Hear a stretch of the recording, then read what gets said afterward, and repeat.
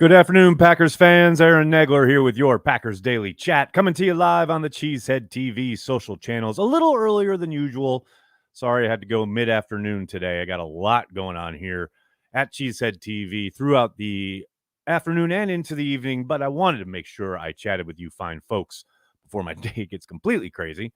Good to see everybody already mixing it up in the comments. As usual, the regulars are here. Brandy, we'll get to your sack predictions in a moment. It's good stuff right there. But first, of course, got to give a shout out to our good friends over at Ticket King. People, if you want to watch the Green Bay Packers in 2023 play a game of tackle football, you want to utilize Ticket King to get your Packers tickets. Go to Cheesehead TV, either our website or the app. Go to our schedule, and you'll find individualized links for each and every game, home, away. Every single game the Packers are going to play is available to you through Cheesehead TV on Ticket King. Don't use Ticketmaster, StubHub, or SeatGeek. None of these national companies. Use a company based in Wisconsin since the early 90s. Or hell, you can use the link in the description of this video if you want. Just utilize Ticket King. You know you want to, people. The other thing you want to do is tune in Saturday when the Packers take on the Seahawks to watch both Jordan Love, who will play, and his official backup, Sean Clifford, out of Penn State. That's right, the rookie essentially winning the job today when Matt was asked at his press conference by one of our good friends here at Cheesehead TV, Andy Herman, about the backup spot. Matt, I think it's been pretty obvious here for a while now, but it's always good to get it stamp of approval from the coach. Clifford's had a good camp, man, and I know I put it out there early that my first week in Green Bay, he was the biggest surprise. How well he kind of hit the ground running. Now, obviously, the book on him coming out of Penn State was his intelligence, his ability to absorb a playbook and probably put it on its feet pretty quickly. But I certainly didn't expect him to be as productive as he has been. And I do not doubt for a moment his two performances in those preseason games went a long way in cementing their idea of having him back up Jordan Love. It's kind of weird how it kind of follows in line with what happened with Aaron Rodgers and Matt Flynn. Obviously, it was a very different situation in the battle itself, given that there was a second round and a seventh round pick involved in that one. But we're going to have a rookie backing up their first time starter, much like they did when Aaron Rodgers had Matt Flynn behind him in that room. So love that for Sean Clifford. Like I said, he surprised a lot of people. And let me just put this out. I just want to say a little something about the draft industrial complex. This is why so much of that is such wasted pixels, and all sorts of content is created around what they've done in college. And this is just a perfect example of how little that means when it comes to translating it to a specific scheme with certain teammates and a certain coaching staff. I mean, how many people mentioned the potential of Tom Clements and his ability to build up quarterbacks when they were talking about what a terrible pick Clifford was in the fifth round for the Packers? Precious few people even mentioned Tom Clements in that regard. But that's what it's about. It's about the fit as they project them to develop. And Clifford so far is a perfect example of how everything he does in college and all the knocks against him and all the things that people kind of killed him for don't really matter a whole lot if he's put in a good situation with a good scheme and a good coaching staff and teammates that can execute. Look how well he's done so far. Now, I'm not even pretending like he's even close to arriving. He's got a long way to go in the NFL, but he's off to a pretty damn good start because of the situation he landed in and the people around him, which is exponentially more important than anything that any college player did while they were in college. I mean, I say this every year in the lead up to the draft, and I hope this serves as a crystallization of what I'm talking about. But I know this will all be forgotten next draft season, and we'll all be off to the races with our lists and talking about how the Packers will never draft this guy because XYZ. I can't wait. I'm really excited. Hello to everybody in the comment section. So good to see you. What's up, everybody? We got a couple super chats to get to right away. Dash, what's up, man? Thanks for the super chat. Nags, I've been in traffic for the past 2 hours, and I've moved 100 feet. Please entertain me. I live in California. Dash, I am so sorry. I don't know if you heard the horn outside the window here, but sounds like there's traffic here in New York, too. Coast to coast, baby. Dash, I'm here for you, buddy. The entertainment is minimal. but I'll do what I can in the purview of the Packers. Anthony Wilson, thanks for the super chat, man. 69, 74, 50, 76, 63 at practice today. That the group? I saw, Anthony. I saw Andy tweet that out. I also know that Andy had posited that could be a group going forward. You love to see it. Bakhtiari, Jenkins, Tom at center, Runyon at guard. And then you got Rasheed Walker over there at right tackle with the ones at practice today.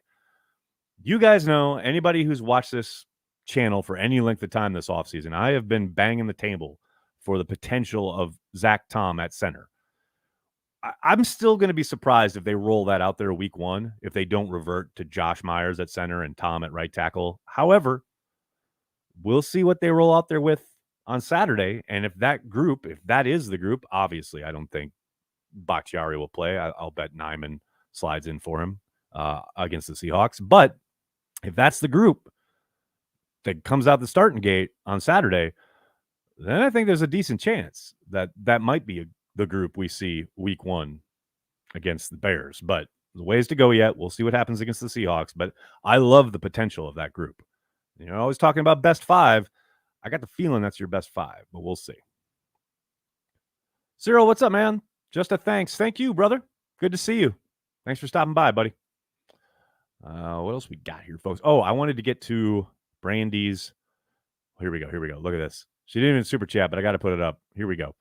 Carl Brooks, 1 sack. Clark, 5 sacks. Gary, 13 sacks. Slayton, 4 sacks. Oh, wow. That's probably a bit much for Slayton. Smith, 14 sacks. Van Ness, 1 sack. Wyatt, 3 sacks. Walker, 1 sack. And Campbell, 2 sacks. That's not terrible. I could see almost all of that. I think Slayton is going to be hard-pressed to get 4 sacks, but I think they'll make it up with Carl Brooks. And you haven't even mentioned Wooden, who I think will get in the mix with a sack or 2.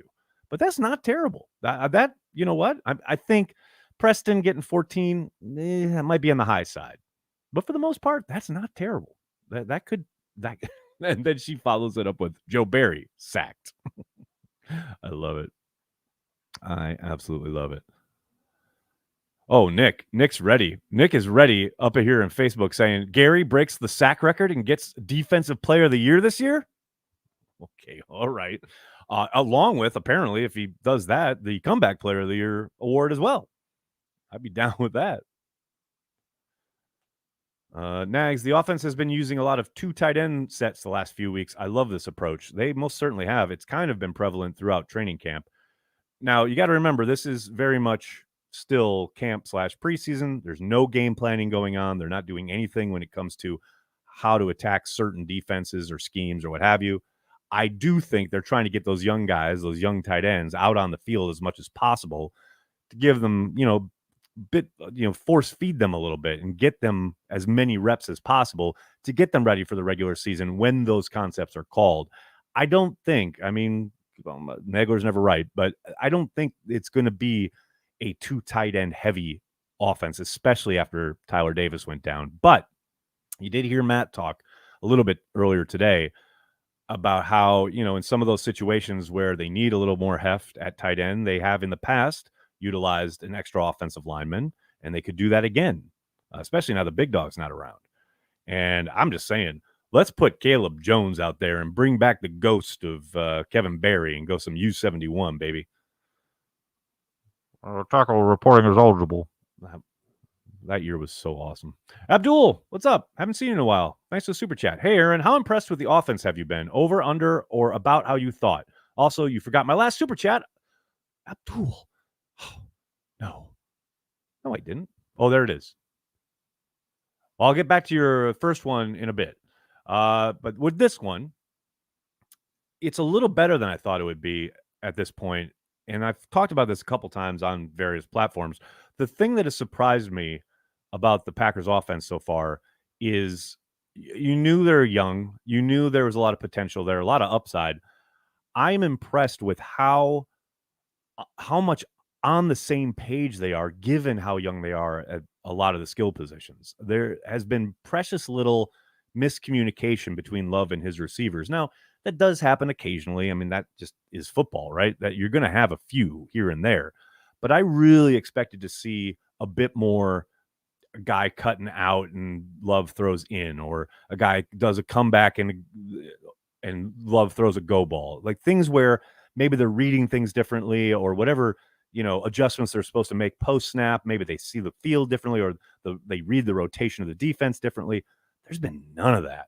And that's a testament to them. I do wonder if Matt has kind of changed some of the rules when it comes to what they're being asked to do post snap. But whatever they're doing in-house, it is working because there is, like I said, there's just been none of that. And for an offense this young, I mean, you guys know we talked about it all offseason. They're historically young at wide receiver. They're very, very young at tight end. It's just they're all on the same page. And and I keep waiting for it to kind of maybe rear its ugly head. Maybe it does during the regular season when defenses are game planning and it's a little more intense. But man, at the moment, that has been the biggest surprise to me. And that's put them kind of ahead of the curve I thought they'd be at. But then, Abdul, to go back to your first Super Chat, hey, Aaron, any concern Tom is too undersized for tackle? Heard he was thrown around by Gary. Yeah, but lots of dudes are thrown around by Gary. No, if you can play, you can play. And if you got leverage, you got leverage. I will admit, first time I ever saw him on a football field, I couldn't believe they were trying him at tackle. But he's played lots of snaps at tackle and held up really, really well. And I mean, sometimes even like 90 minutes before kickoff, he's been told, hey, by the way, you're starting today. That happened last year. He played tackle at a high level. So no concerns there. Are there going to be occasions when a great player like Gary takes advantage of him? Sure, but that's true of any player. Great players make plays. Mimsy, what's up, man? Thanks for the super chat. When's the beer distro list dropping? Prost. Incrementally. If you go to the beer tab on cheeseheadtv.com's homepage right now, you will find the list of places it's currently available. Carry the G is available in various places in and around Milwaukee at the moment. It will be available much wider very, very soon. And when it's available, Mimsy, we will let you know. Trust me. John, thanks for the super chat, buddy. Random, what is going with the Brewers Stadium? Is this overfunding and politics? I may hate the Brewers, but I love the fans and people of Wisconsin. Oh, John, there's a lot going on there, and I'm not going to touch on the politics side of it, other than to say most public money being used for professional stadiums in any sport is pretty absurd. But that's where we've come as a society, and it is somewhat, if not completely entrenched as a regularity. There's a lot of saber rattling going on right now. Most of it, not all of it, but most of it is just smoke. There's a little fire there, but I still expect the Brewers in the state to work it out, and I really don't think there's much there. But we'll see. Chris, thanks for the super chat, buddy. What's up, Nags? Should we be expecting Rasul to play outside more this regular season, or is he going to be our main slot corner? Been a while. All love. What's up, man? Yeah, no, he's played strictly outside so far in camp and preseason, or the little preseason he's played. Nixon has been 100% when the ones are out there. It's been all Nixon in the slot.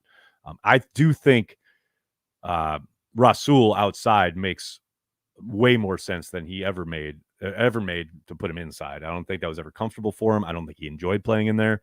It's real tough, man. You get those athletes who have real good quick twitch and they got two-way goes and you're out there in space without any help. It's hard, man. And I think Nixon's kind of feeling that too. There have been plenty of practices where guys read some of these other dudes have been able to take advantage of him. Not that he's not played well, but it's a really tough job, man. It's a tough gig there living inside. Plus you got to not only handle all that, but you got to stick your nose in there against the run. If you're the slot, that means they're a nickel. And then usually that means you've only got those two down linemen and you got the two outside backers. You're expected to help in run defense. So yeah, that Nixon has been that guy for the entirety of camp. And I don't see that changing barring an injury to someone somewhere, but Rasul will play on the perimeter and as well he should, because he's outstanding out there. And to that point, he's had a really good camp quietly because I don't think he hasn't had a ton of interceptions, but he has played some lights out coverage. Mimsy, what's up, man? Thanks for the super chat. Hard Knocks focused a bit on Cobb. Congrats on baby 3, telling young wide receivers how they can lose 12's trust fast. How have wide receivers reacts to Love's leadership? He's been asked. The guys have been asked a little bit about it. I know Love was asked about his relationship and rapport with wide receivers and how he wants to earn their trust as well as them earning his. It's really hard to say if you're not in the rooms, if you're not behind the door when the locker room is like real and not media infiltrated. But it sure seems like they're all on the same page and together a lot and really kind of vibing off each other, so to speak. But again, that's one of those things. It's really hard to tell until it matters, right? Like you can be all kumbaya all through the summer and it's great and you're having a great time and blah blah blah, but the moment you run a wrong route and the ball is tipped up in the air and it's intercepted, and then all of a sudden now we're wondering, well, do I trust this guy still? Blah blah blah. Or maybe that happens and then you try to go back to him and something else goes wrong, and then all of a sudden you're starting to question yourself, and that's leading to maybe not only ineffective offense but maybe a loss. These are all the things that get tested through the fire. That's when the trust gets built. Like all this stuff in the offseason, it's great and it's important, but it doesn't really matter that much until you start winning or losing football games. And that's when I think this will really become interesting. That kind of idea of like Love being a leader. Well, what kind of leader is he when they're winning? What kind of leader is he when they're losing? Those both will undoubtedly crop up this year, and I'm fascinated to find out. Abdul, thanks again, buddy. I saw Heath was running with the ones. I know they like to mix and match in camp, but do you see him replacing Dobbs? Oh, no chance. No chance. Zero chance replacing Dobbs. No way, no how. I love Malik Heath. He's a great story, but the only reason he's out there with the ones is because Wicks has an injury. Wicks, every time. Wicks was injured early in camp. Heath made a lot of noise early. And then Wicks got back from injury, and the day he got back, he was back with the ones. Don't get it twisted. They love Wicks. So Heath's been a great story. Zero question about it. And I think he will contribute if this hamstring injury for Wicks lingers for a while. But yeah, no way is he replacing Dobbs. No chance. You're talking about future Hall of Famer Romeo Dobbs? Yeah, no chance. Abdul again. Thanks, buddy. Is Cobb a Packers Hall of Famer? 1,000% yes. Zero question. John Dale, thanks for the super chat. Are the fourth tight end and safety not currently on the roster? It's a possibility. You're talking about the fourth safety or the starting safety? Because I think Rudy Ford's locked down the starting safety job opposite Darnell Savage at the moment. But fourth tight end and safety, it's a possibility. I think they're probably going to want to acquiesce to guys who've been in their program all offseason. But you never know. We'll see come Monday when they start the cutdowns. Abdul again, what's up, buddy? Week 1, do you see Matt LaFleur letting Love loose, or will there be training wheels on? Bit of both. I think early he's going to try and put him in good positions, right? A lot of bootlegs, a lot of delineated reads, try and give him some easy stuff in the flat, etc. But I do think, get the flow of the game, down and distance, winning, losing, where are you in the second half? Things, they may have to open it up, right? But I don't think they're going to come out 5 wide, throwing it all over the yard or anything like that.